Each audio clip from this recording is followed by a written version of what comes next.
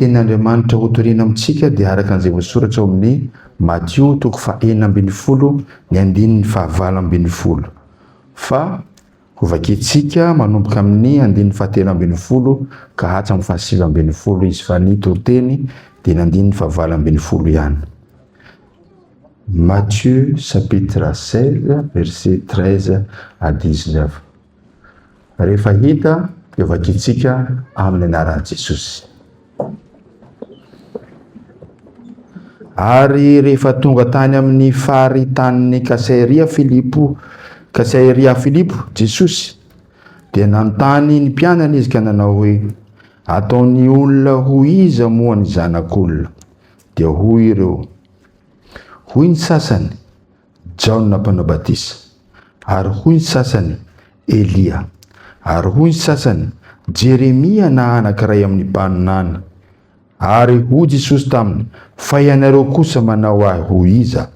Ary namaly Simona Petera ka nanao hoe: ianao no Kristy, zanak'Andriamanitra velona. Dia namaly Jesosy ka nanao taminy hoe: sambatsy ianao ry Simona Bar-Jona, fa tsy nofo aman-ja no naneho anao izany, fa ny raiko izay any an-danitra. Ary izaho milaza aminao koa, ianao no Petera, ary ambon'ity vatolampy ity no ahoroko ny fiangonako, ary ny vadivahady ny fiainatsika tsy haresy azy. Omeko anao ny fanalahidy ny fanjakan'ny lanitra, ka na inona fehezina ety ambony tany dia ho fehezina any an-danitra, ary na inona vahanao ety ambony tany dia ho vahana any an-danitra. Ry Ray Masina, mana-masinanay amin'ny fahamarinana, ny teninao no fahamarinana. Amen. Ry fiangonana malala, ho aminareo ny fahasoavana sy ny fiadanana avy amin'Andriamanitra raitsika sy Jesosy e Kristy Tompo. Ianao no Petera, ary ambonin'ity vatolampy ity no ahoroko ny fiangonako. Ianao no Petera, ary ambonin'ity vatolampy ity no ahoroko ny fiangonako. Raha mijery an'ity lehilahy ataontsika hoe Petera ty, tenentsika eto amboalohany dia nanambady izy, fa tsy hoe tsy nanambady, olona nanambady ingaty. Raha mijery an'ity Petera ty dia olo mafana fo, mafana raha, taitay bombina. Raha vao misy ataky kely dia mamoaka sabatra, zay ny fiainany, olo réactif. Ty angamba raha kanefa olo sahala amin'izany, ary olo niasa nanana ny entreprise ny fanjonoana, ny olo san'izany no natsoiny Jesosy hanaraka azy. Ary rehefa natsoiny hanaraka azy dia hitatsika fa niaraka tamin'i Jesosy foana izy. Ary raha tadiditsika ilay texte, rehefa avy hisambotra any Jesosy ny miaramila dia izy le namoaka sambatra voalohany. Teo Jesosy nafana fo, kanefa kanosa lahy koa izy. Rehefa nanontaniana tsy naneno intelo akory ny akoho dia nandà impiry an Jesosy? Nandà intelo an Jesosy izy. Ary taorinan'izay izy dia nibebaka netomany. Fa rehefa nandray ny fanahy masina izy tao amin'ny andro Pentekosta dia niova fo, ary tsy azo ozongozonina intsony ny finoana, tsy azo ny ozongozona na inona intsony ny finoana. Eny fa na dia ny fahafatesana ara, ka rehefa hombona tamin'ny hazo fijaliana izy dia nangataka mba tsy homboina sahala amin'ny Jesosy, fa atsongoloka satria tsy mendrika an'izany. Ary sahy hatramin'ny fahafatesana izy tsy nandà intsony, fa nijoro ho vavolombelona hatramin'ny farany. Io endrika io zany no enjika soa indrindra amin'ny olona mihona amin'ny Jesosy ka misy fitsimbadihany ny fiainany. Ilay mpamono olona iny lasa be fitiavana, fanetsetena ary say hatsamin'ny fahafatesana amin'ny fahatokenan'i Jesosy satria nahita ny heriny sy ny voninahiny izy. Zany indrindra ny texte zay anjarantsika eto ity amin'ny fanontaniana apetsaka amin'ity lehilahy ity, apetsaka amin'ny mpianany ary Petera ny lohany amin'izany dia no hoe ataonareo iza moa aho.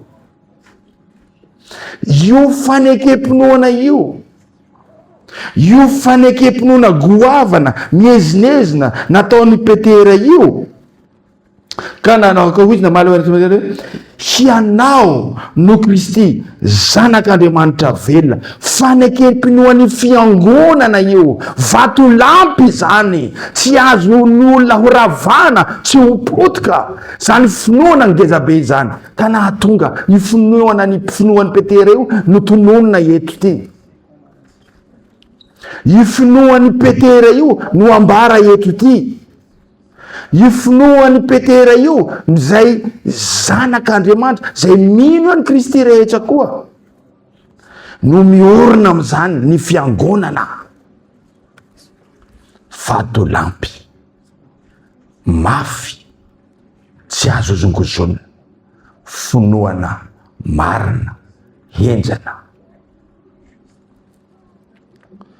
Raha zany fanekempinoana zany iombonan'ny mpianatra sy Petera ka manambara ny Jesosy ho lay zanak'Andriamanitra velona. Io ny anambaran'i Jesosy anazy hoe vato lampy. Ianao ro Petera, ny finoan'ny Petera no ambarana eto. Indrindray manko ny olona milaza hoe Petera fa nalahidin'ny lanitra. Ny finoan'ny Petera fa Jesosy no falahidin'ny lanitra. Jesosy no fiainana, tsy misy makany an-danitra afa-tsy amin'ny alalany, izy no fiainana.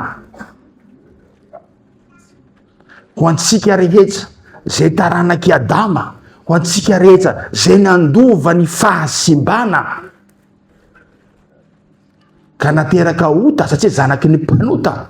Simba ny endrik'Andriamanitra tao amin'ny Adama, zay endrik'Andriamanitra nanaovan'ny Andriamanitra ny olona ka simba, ka le fahasimbana tao amin'ny Adama iny nonovantsika.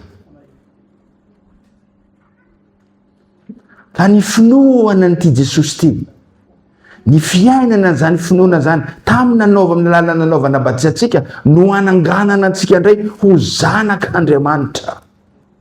Ka ny zanak'Andriamanitra no manao an'izao fanekempinoana zao hoe Jesosy no tompoko sy Andriamanitra.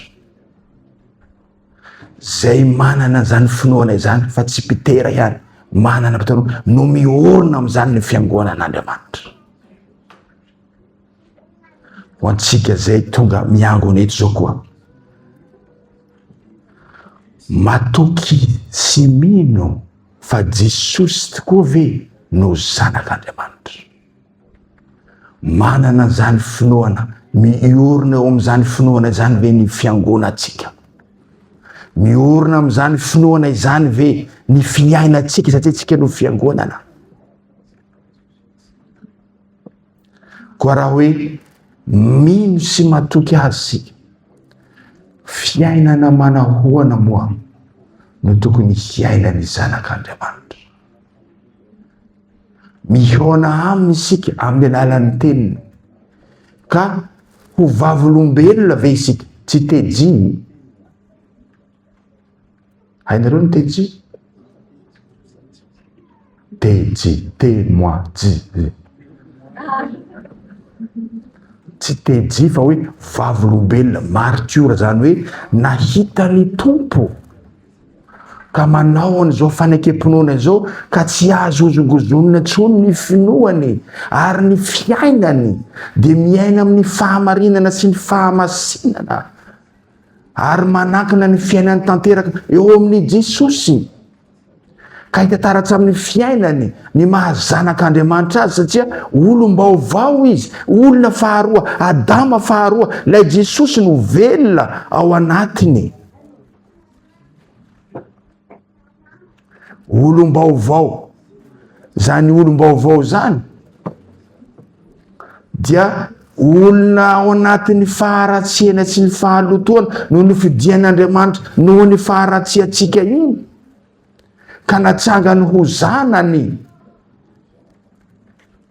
natsangany ho zanany mba hiaina amin'ny fahatokena azy, hiaina amin'ny fiainana tsy manjary taloha, de ny fiainana zay nandovatsika, de ny fiainan'ny mpiapanga, mpandainga, mpangalatra, mpamon'olona sy sisa tsy voatanisa. Fa rehefa mihoana amin'ny Jesosy dia olom-baovao, be fitiavana, maharo-po, feno fandeferana sy ny maro toy izany. Ary afaka sitentsika koa ny any amin'ny Galatiana 5 ny olona velona amin'ny finoana. Izany no ten'Andriamanitra amintsika, ambara amintsika hoe Jesosy lay zanak'Andriamanitra velona. Ny olona manao an'izany fanekem-pinoana izany no manana finoana tsy azo ozongozonina ary miaina ny fiainam-baovao, satria matoky fa ity Jesosy ty lay zanak'Andriamanitra tonga eto amin'izao tontolo izao hanaisa ny faotanjao tontolo izao. Finoana tsy azo ngozongozonina izany. Koa le isika olombelona mpanota, nandova ota, mendrika ho ariana any amin'ny helo, mendrika ho ariana any amin'ny fahaverezana noho ny amin'ny Jesosy, de mahazo famondram-po isika. Noho ny amin'ny Jesosy de mbola mahazo famondram-po ndray isika, hiaina an'izany fiainan-danitra zany. Noho ny amin'ny Jesosy de tsy ho ariana any amin'ny helo, fa hahazo an'izany lanitra zany raha mino an'ity zanaka ty isika, raha mangetaheta amin'izany zanaka zany isika, de omeny be da be, satria izy no sady lalana no fiainana, ary izy no lalana andehanantsika any amin'izany fiainana manak'izay zany. Ny antoko isitsika eto zao zany de fanomanantsika ny manak'izay tsika. Ahoana nanomanantsika an'izany manak'izay zany? De ny finoana an'ity Jesosy ty, fanakinana ny fiainana tanteraka hoe Jesosy io, zaho le tsy tanteraka, zaho le olon-dratsy ty, ny diakapoka taminao no nisolono zany, ny rahanao nalatsaka anao no solony zany fahotako zany. Amarino aho, amasino aho, ary am'izao sisa izao de mba tatano aho, ampafantaro aho ny fahasam-panavotana nataonao, mba tsy hemotra intsony, satria olom-baovao aminao, mba tsy hanao toy ny alika hiverina amin'ny alohany, fa ho toy ny zanak'adala niala tany amin'ny faharatsiana ka iankoko eto aminao. Efa nanota teo anatsianao araiko, ka tsy mendrika atao hoe zanakao intsony, ataovy toy ny ray aminao mpamamponao. Ka am'izay rasy fotoana zay de hoy ny Tompo amintsika, midira amin'ny fifalian'ny Tompo, satria efa voavela heloka noho ny amin'ny fitiavany, noho ny amin'ny famondram-pony. Voninahitsy anie ho an'Andriamanitra ray sy zanaka ara-fanahy masina, zy azy amin'ny tany indrindra ka ho manak'izay.